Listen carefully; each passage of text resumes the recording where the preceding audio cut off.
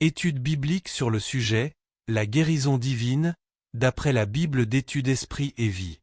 Matthieu 8, versets 16 à 17. Le soir, on amena auprès de Jésus plusieurs démoniaques. Il chassa les esprits par sa parole, et il guérit tous les malades, afin que s'accomplisse ce qui avait été annoncé par Ésaïe, le prophète. Il a pris nos infirmités et il s'est chargé de nos maladies. Les dispositions rédemptrices de Dieu. Premièrement, le problème de la maladie est lié au problème du péché et de la mort qui ne sont autres que les conséquences de la chute. Alors que la médecine considère les causes de la maladie comme physiologiques ou psychosomatiques, la Bible, elle, soutient que le problème est principalement de nature spirituelle. A. Le péché qui a affecté notre stature spirituelle et physique, par exemple Jean 5 versets 5 et 14, et B.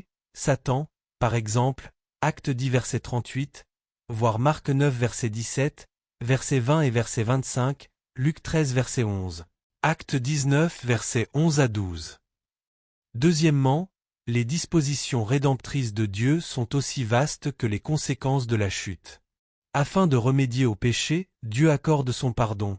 Pour contrer la mort, Dieu a donné la résurrection et la vie éternelle. Et pour contrer la maladie, Dieu a donné la guérison, Psaume 103 versets 1 à 5, Luc 4 verset 18, 5 versets 17 à 26, Jacques 5 versets 14 à 15. Ainsi, pendant le séjour de Jésus sur la terre, les trois aspects de son ministère ont été l'enseignement de la parole de Dieu, la prédication sur la repentance, le problème du péché, et sur les bénédictions du royaume de Dieu, la vie, ainsi que la guérison de toute maladie et de toute infirmité parmi le peuple, Matthieu 4 versets 23 à 24. La révélation concernant la volonté de Dieu. Dans l'Écriture, la volonté de Dieu concernant la guérison est révélée de quatre façons. Premièrement, la déclaration de Dieu. Dans Exode 15 verset 26, Dieu a promis d'accorder santé et guérison à son peuple si tant est que ce dernier demeure fidèle à son alliance et à ses commandements, voir Exode 15 verset 26, note. Sa déclaration comporte deux aspects. A. Je ne te frapperai d'aucune des maladies, comme jugement, dont j'ai frappé les Égyptiens, et B. Je suis l'Éternel qui te guérit, comme Rédempteur.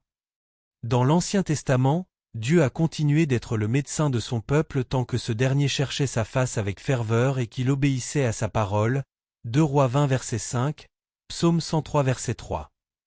Deuxièmement, le ministère de Jésus. Jésus, en tant que Fils incarné de Dieu, était et demeure l'exacte représentation de la nature et du caractère de Dieu, Hébreux 1 verset 3, voire Colossiens 1 verset 15, 2 verset 9. Au cours de son ministère terrestre, Matthieu 4 versets 23 à 24, 8 versets 14 à 16, 9 versets 35, 15 versets 28, Marc 1 verset 32 à 34, versets 40 à 41, Luc 4 verset 40, Acte 10 verset 38, Jésus a démontré, à travers ses actions, quelle était la volonté de Dieu, Jean 6 verset 38, 14 verset 10, prouvant ainsi qu'il était dans le cœur et dans la nature de Dieu de vouloir guérir tous les malades et tous ceux qui se trouvaient sous l'emprise du diable, car cela est son but premier. Troisièmement, la provision de l'expiation de Christ, Ésaïe 53 versets 4 à 5, Matthieu 8 versets 16 à 17, 1 Pierre 2 verset 24. La mort expiatoire de Jésus a pleinement suffi à assurer la rédemption de l'être humain, corps, âme et esprit. De même que le péché et la maladie sont devenus deux géants suscités par Satan en vue de notre destruction, le pardon et la guérison sont les deux bénédictions suscitées par Dieu pour notre rédemption et notre rétablissement, voir Psaume 103 verset 3, Jacques 5 versets 14 à 16. Le croyant doit en toute humilité, et avec foi, chercher à recevoir la pleine provision offerte par l'expiation de Christ, y compris la guérison du corps. Quatrièmement, le ministère de l'Église. Jésus a envoyé ses 12 disciples guérir les malades, cela faisait partie de leur proclamation du royaume de Dieu, Luc 9 versets 1 à 2 et verset 6. Plus tard, il envoya 70 disciples faire la même chose, Luc 10 verset 1, versets 8 à 9 et verset 19. Après la Pentecôte, l'Église primitive a perpétué le ministère de guérison de Jésus, ce ministère faisait partie intégrante de la prédication de la Bonne Nouvelle, Actes 3 versets 1 à 10, 4 verset 30, 5 verset 16, 8 verset 7, 9 verset 34, 14 verset 8 à 10, 19 verset 11 à 12, voire Marc 16 verset 18, 1 Corinthiens 12 verset 9, verset 28 et verset 30, Jacques 5 verset 14 à 16. Le Nouveau Testament rapporte 3 façons à travers lesquelles la puissance de guérison de Dieu et la foi sont communiquées par l'intermédiaire de l'Église.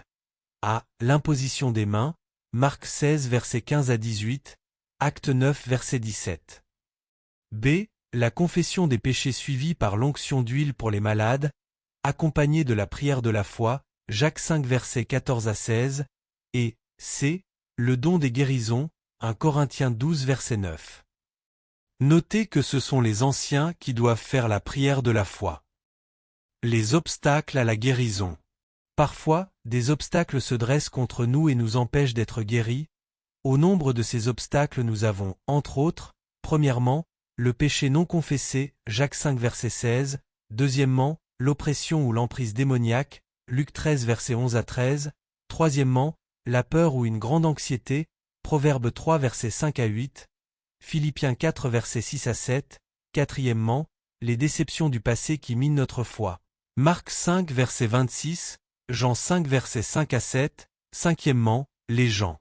Marc 10 verset 48, sixièmement, un enseignement non biblique, Marc 3 verset 1 à 5, 7 verset 13, septièmement, les anciens qui manquent à leur devoir et qui ignorent la prière de la foi, Marc 11 verset 22 à 24, Jacques 5 verset 14 à 16, huitièmement, l'incapacité de l'Église à rechercher et à obtenir le don des miracles et de guérison selon les intentions divines. Acte 4 versets 29 à 30, 6 verset 8, 8 verset 5 à 6, 1 Corinthiens 12 verset 9 à 10, verset 29 à 31, Hébreux 2 verset 3 à 4, neuvièmement, l'incrédulité, Marc 6 verset 3 à 6, 9 verset 19, verset 23 à 24, et, dixièmement, un comportement égocentrique, 1 Corinthiens 11 verset 29 à 30.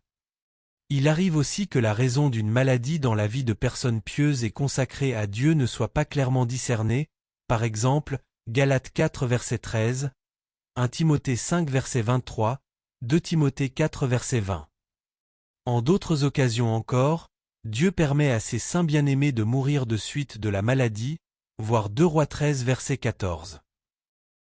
Les étapes à suivre. Que pouvez-vous faire lorsque vous priez et demandez à Dieu de vous guérir? Premièrement, assurez-vous d'être en bonne relation avec Dieu et avec les autres, Matthieu 6 verset 33, 1 Corinthiens 11 verset 27 à 30, Jacques 5 verset 16, voire Jean 15 verset 7, note. Deuxièmement, recherchez la présence de Jésus dans votre vie car c'est lui qui mettra dans votre cœur la foi dont vous avez besoin, Romains 12 verset 3, 1 Corinthiens 12 verset 9, Philippiens 2 verset 13, voir la note sur la foi véritable dans Matthieu 17 verset 20. Troisièmement, saturez votre vie de la parole de Dieu, Jean 15 verset 7, Romains 10 verset 17. Quatrièmement, même si vous n'êtes pas guéri, continuez de demeurer en lui, Jean 15 verset 1 à 7. Examinez votre vie et demandez-vous si Dieu aimerait opérer quelque changement en vous. Cinquièmement, demandez aux anciens de votre Église de prier pour vous, en vous oignant d'huile et demandez aux membres de votre famille et à vos amis d'en faire de même, Jacques 5 versets 14 à 16. Sixièmement, assistez à un culte auquel participe également une personne ayant un ministère de guérison reconnu, voir Actes 5 versets 15 à 16, 8 versets 5 à 7.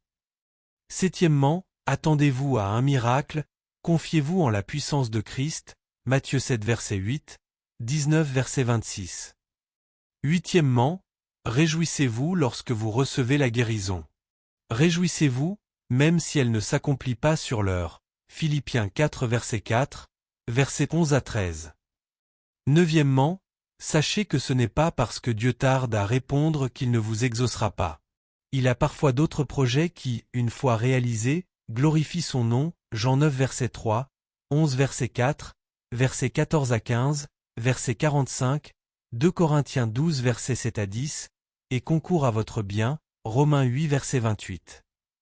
Dixièmement, n'oubliez pas que si vous êtes un chrétien consacré, Dieu ne vous oubliera jamais et ne vous abandonnera pas. Il vous aime tellement qu'il vous a gravé sur ses mains. Ésaïe 49 versets 15 à 17. Remarque, la Bible reconnaît les bienfaits de la médecine, Matthieu 9 verset 12, Luc 10 verset 34, Colossiens 4 verset 14.